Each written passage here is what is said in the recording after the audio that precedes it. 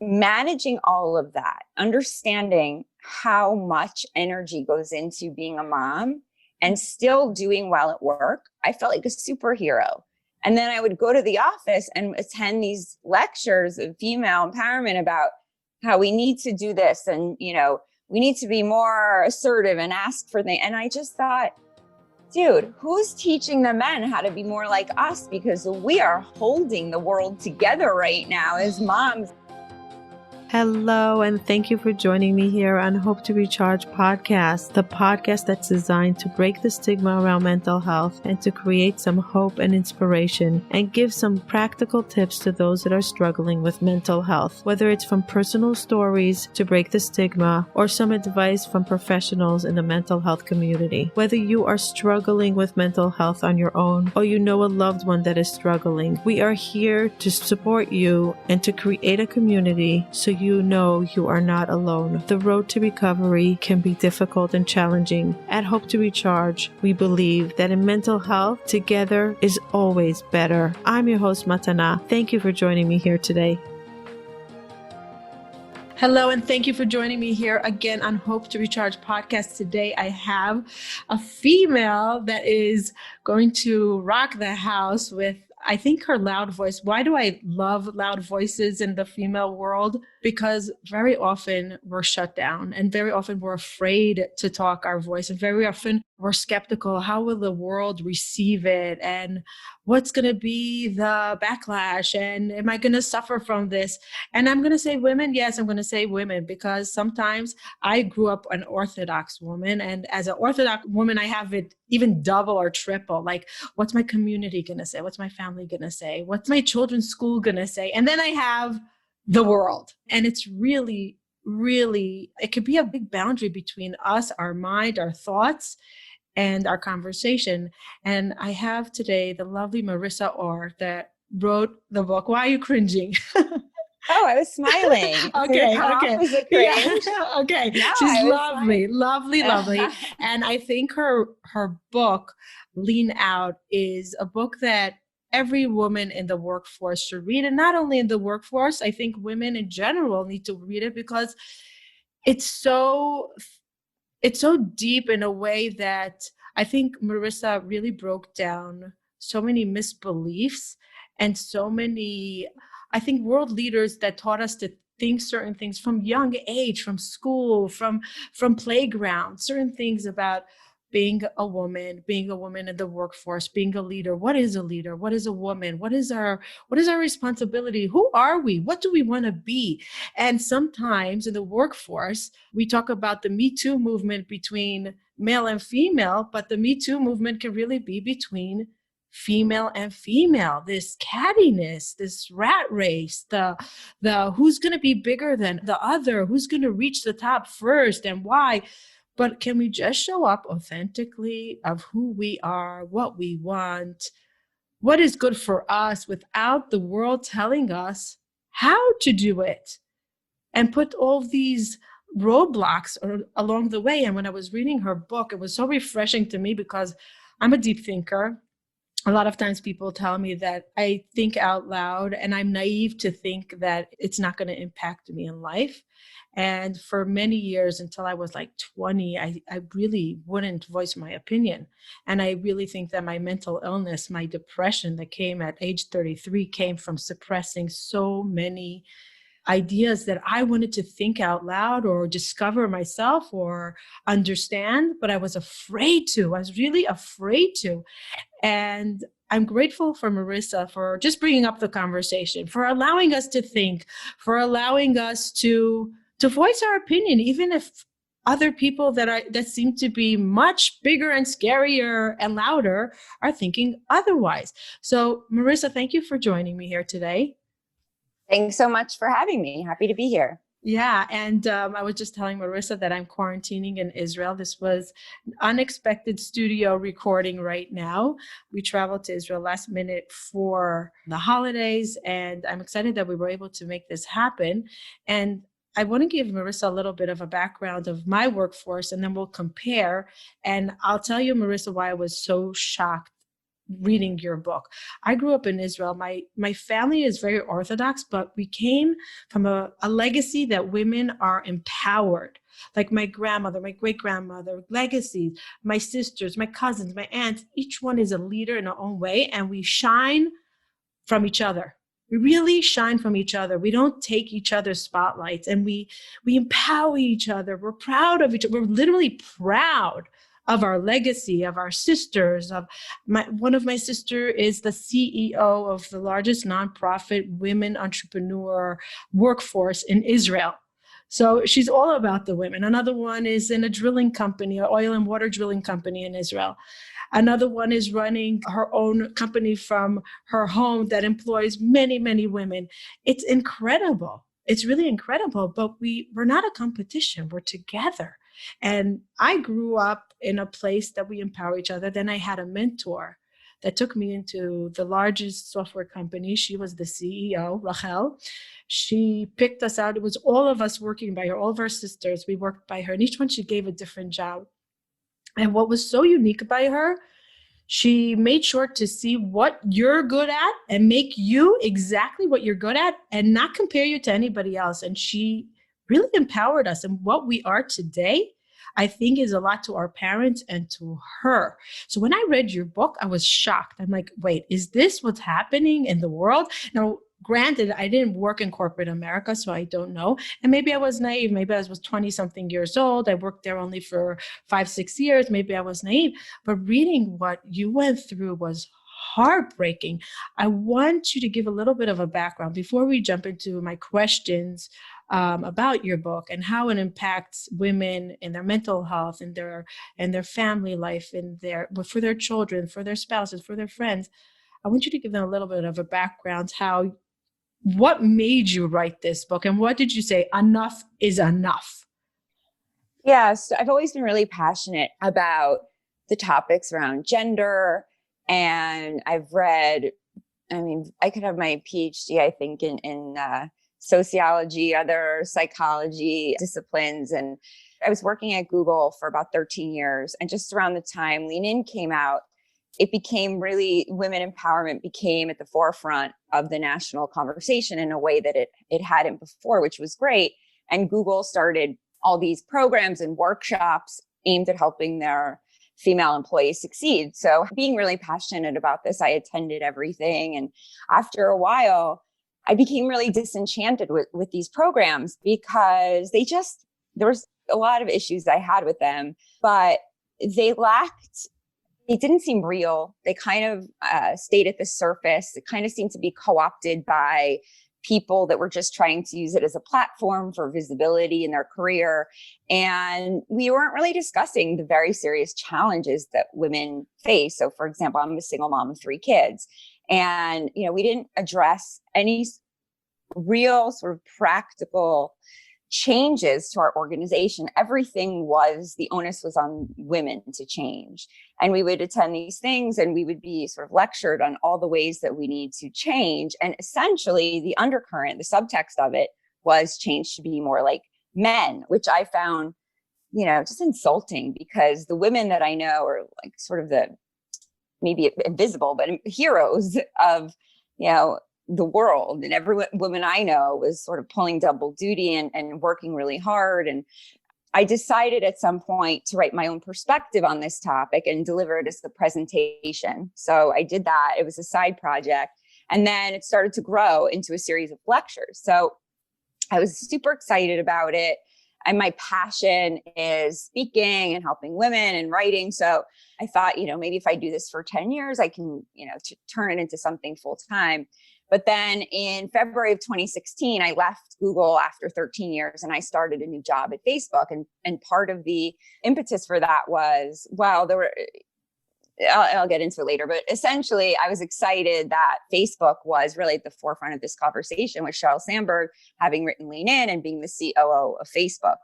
And I thought, I could really sort of expand, I'm sure they'll support that lecture series. And I had all these kind of hopes and dreams for how that would turn out.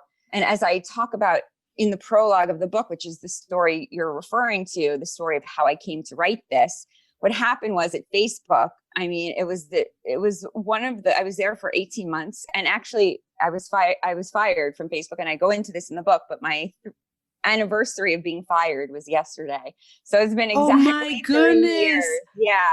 So what happened was, as I say in the book, I had this meeting with Sheryl Sandberg, and I went in there, she was much higher than me. I wasn't reporting to her or anything, but we're from the same hometown. We both have this interest in helping women. We both worked at Google. So I reached out to her. We had this like lovely one-on-one meeting. And really, I saw it as an opportunity, like, to get some attention for the women's stuff. But what happened was, the woman who recruited me to Facebook, she was a senior executive. I referred to her in the book as Kimberly, shortly after I started. And Kimberly and I didn't really go into detail too much in the book about this part, but we had actually had this courtship over many months before I finally decided to go to Facebook, because I was very happy at Google.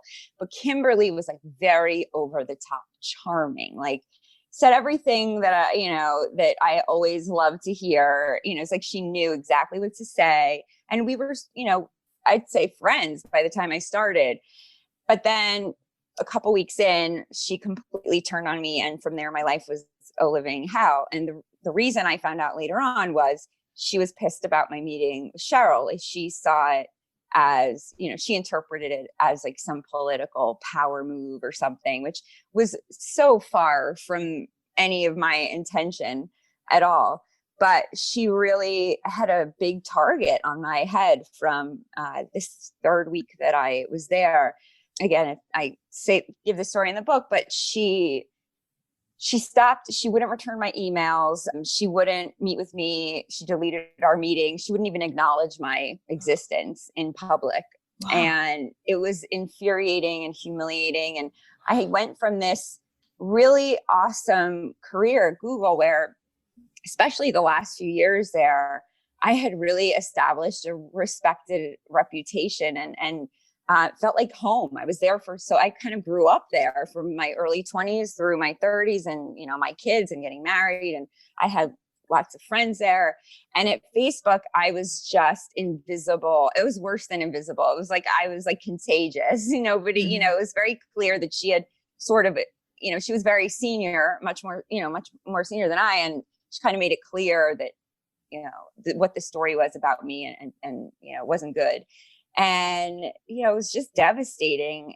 I just didn't, like, I would go to Google and I had friends, and, I loved the people, not everyone, as I write about in the book, but I had, great friends there, and I was trusted, and I loved the work I was doing for the most part. And then at Facebook, I was just treated like a child and like a nothing. And, when somebody with that much power decides to target somebody lower than them on the chain, it's hard for other people around you to rally behind you, because they're afraid of this person. And people just will say, it's not my business. Who knows? I'm going to, mind my own business. And I understand it, because, this is your livelihood, and you don't want to risk that. And for somebody that, you don't know that well, and maybe you could see stuff's going on, but you're not sure, you don't want to get involved.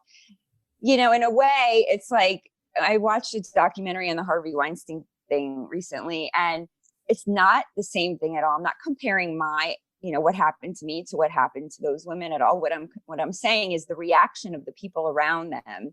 It just struck me as I was watching it. Their reaction was to turn a blind eye because they were afraid. And that's what I'm comparing. The people around me, even people, there were one or two people I worked with every day that started to see me and understand what was happening.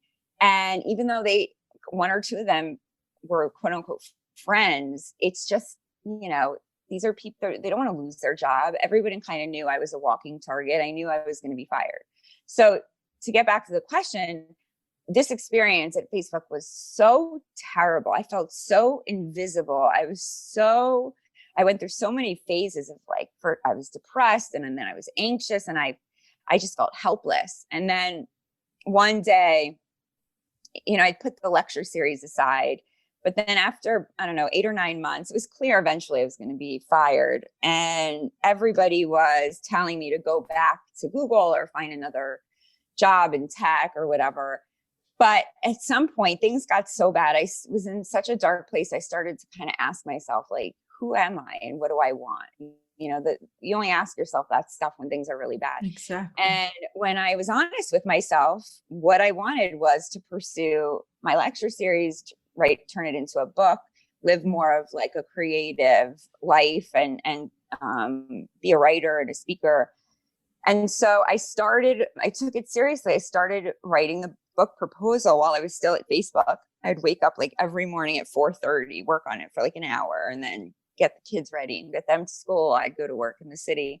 And then the day came where I was fired, but I had just finished the book proposal at that point. And I had worked on the book proposal I don't think I've ever worked on anything so hard in my life. It was months, and it was just such a it was intense.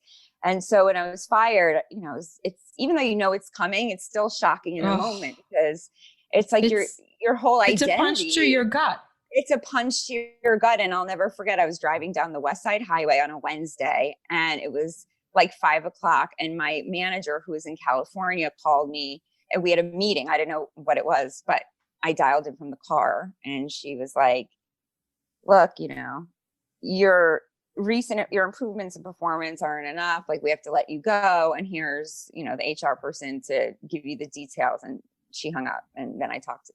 And so I remember crying. So like on the way home over the George Washington Bridge, I was just like in hysterics. And then I was like 10 minutes away from my house, and I pulled myself together, and I thought, this is the universe giving me a kick in the pants to do the thing I've been terrified to do. Because for the preceding, I don't know, 5 or 6 months, every weekend I'd go through my budget to see, when can I quit? Like, when, you know, I'll wait till I get this, you know, bonus, or I'll wait till this, you know, thing comes in, or this. And every time it got pushed back and pushed back. And I just didn't have the guts to quit. You know, I'm a single mom. You're a single mom. You have to pay the bills. Yeah, exactly. I'm fine. You know, I'm financially independent. This seemed so irresponsible and scary, probably, like scary, frightening.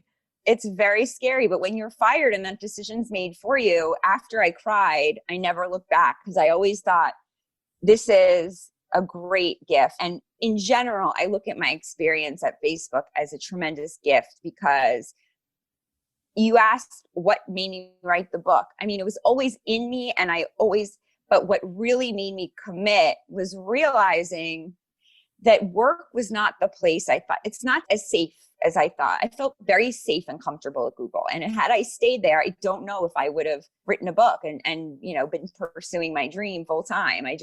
It scares me to even think about what would have happened if I would have stayed. I was so comfortable, and it was always in me. But what really forced me to do it was being cracked open by Facebook and feeling at my lowest, and sort of, I guess, rise from the ashes, so to speak. Yeah. And I find it a lot that people hit rock bottom, and in order to bounce back like a ball.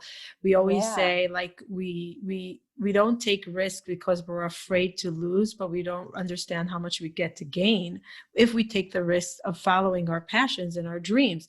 And a lot of times it comes, as you said, with a rude awakening, like a divorce, a mental illness, a physical illness, a firing, a death in something that gets us to think, okay, we're here on the planet for 80, 90 years. Out of those years, how many years are our productive years? Let's make it something meaningful for us. And because we're on the paying the bills, the rat race, we need to do, and my mother always says, who's the we of the world that you speak of? And I'm like, the society. She's like, you always say they, we. I'm like, and she's like, who are the they? And I'm like, the world. I said, we get married so young. No one prepares us. No one tells us what it's like to raise children, to raise ourselves, to grow, to change, to evolve, to go through life crises, to take it slowly, to think that we change with life.